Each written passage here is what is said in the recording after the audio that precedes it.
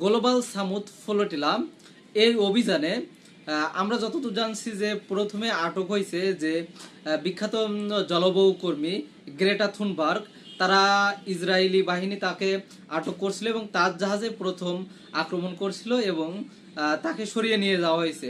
এবং সাথে সাথে আমরা জানছিলাম যে ন্যানসল ম্যান্ডেলার নাতনি বা নাতি তাকেও আটক করা হয়েছে এবং তা নিয়ে তো তার দেশ থেকে কঠোর বিবৃতি দিয়েছে যে এটা আন্তর্জাতিক আইন লঙ্ঘন করে তাদের সাথে এমনটা ব্যবহার করা হয়েছে।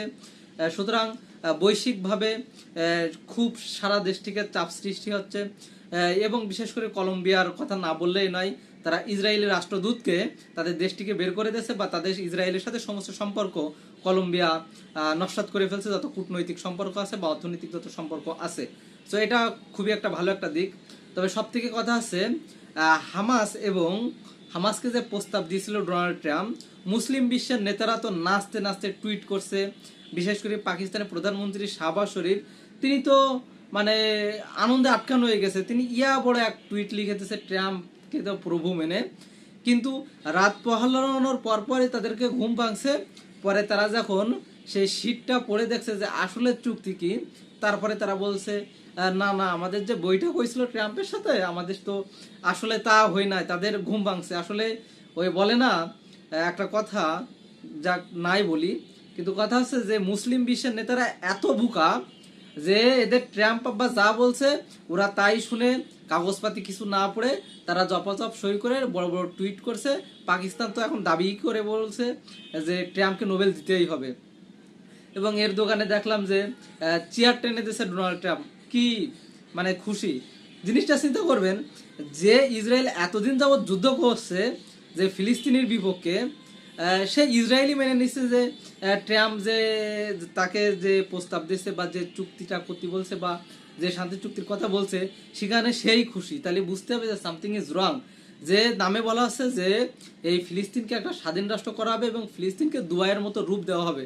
এবং সব থেকে অবিশ্বাস্য ব্যাপার হচ্ছে যে বিশ্বের বড় বড় জায়েন্ট কোম্পানিগুলো বা বড় বড় জায়েন্টরা তারা এখানে বিলিয়ন ডলার এখানে ইনভেস্ট করতে রাজি। যে একটা দেশ যেখানে যুদ্ধ পরিস্থিতি এত ভয়াবহ অবস্থা, যেখানে শিশুকে হত্যা করা হচ্ছে, এত নির্মম একটা অবস্থা, সেখানে বড় বড় বিশ্বের জায়েন্টরা সে যুদ্ধ বিধ্বস্ত একটা দেশে ইনভেস্ট করতে চাচ্ছে।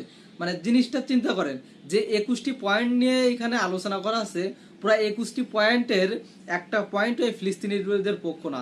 বিশেষ করে যেখানে বলা আছে গাজাকে হামাস মুক্ত করতে হবে বা হামাসকে অস্ত্র মুক্ত করতে হবে।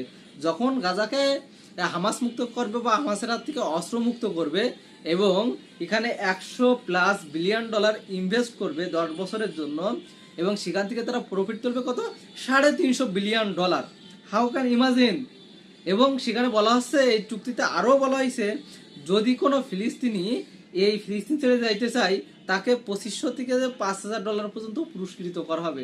তার মানে এরা মেটিকুলাসলি এমন একটা শখ করছে যে মুসলিম বিশ্বগুলো আর হামাসের পক্ষে থাকবে না বা বিশ্বকে দেখাবে দেখো আমরা শান্তি চুক্তি করতে চাচ্ছি কিন্তু হামাস রাজি না। কিন্তু তলে তলে হামাসকে নিরস্ত্র করে এই গাজা তারা আবার দখল দেবে এবং এই ফিলিস্তিনদের উপরে আবার তারা নির্যাতন করবে। সো জিনিসটা এত মেটিকুলাসলি এত সুন্দরভাবে ডিজাইন করছে, কিন্তু আমাদের মুসলিম বিশ্বের মাথা মোটা নেতারা এরা এসব কিছু দেখি নাই, এসব কিছু শুনি নাই। এরা ফটাফট ট্রাম্পের কথা শুনে নাচছে। এখন এরা দেখার পরে যে না বলতেছে যে আমাদের তো এমন কথা হয় নাই। সো মুসলিম বিশ্বের নেতাদের আসলে কিছু বলার নাই। পশ্চিমারা সবসময় রুলস অ্যান্ড ডিভাইডেড এমন একটা রুলস করে পশ্চিমা বা পুরা মুসলিম বিশ্বকে তারা এক রাষ্ট্র থেকে আর এক রাষ্ট্রকে আলাদা করে ফেলাইছে এবং সব থেকে কি যে আলাদা করে এক একটা করে ধরে এবং তাকে শেষ করে। যেরকম লিবিয়াকে ধরছিল, তারপরে গাজাকে তো অনেক আগে থেকেই ধরছে এবং সিরিয়াকে ধরছিল। সো এরা আস্তে আস্তে তারা কি করে যে মুসলিম বিশ্বের প্রত্যেকটা দেশের সাথে এরা ঝামেলা সৃষ্টি করে সবাইকে আলাদা করে, আলাদা করার পরে যে এক একটা করে ধরে, যে সবাইকে একসাথে দলিত হবে না। আর এই মাথা মোটা মানে মুসলিম বিশ্ব নেতারা এটা বোঝে না, ভাই তোদের যুদ্ধ করার দরকার নেই, কিন্তু তোরা অন্তত পক্ষে সবাই একজোট ও ন্যাটের মতো, যেরকম পাকিস্তান সৌদি আরব মানে শেষেশি করছে, তবে এদের আসলে এদের ওই চুক্তিটা আপনি ওই পর্যায়ে নিতে পারবেন না।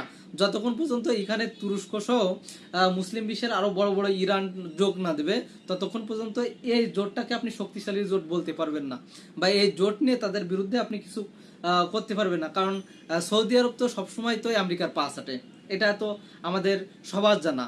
সুতরাং এখানে ওই ন্যাটোর মতো শক্তিশালী একটি জোট করতে হবে, তারপরে এদের বিরুদ্ধে দাঁড়াতে হবে। যতক্ষণ পর্যন্ত এটা না হবে ততক্ষণ পর্যন্ত ইসরায়েল এইভাবে কাজ চালিয়ে যাবে, আর আমাদের দেখতে হবে।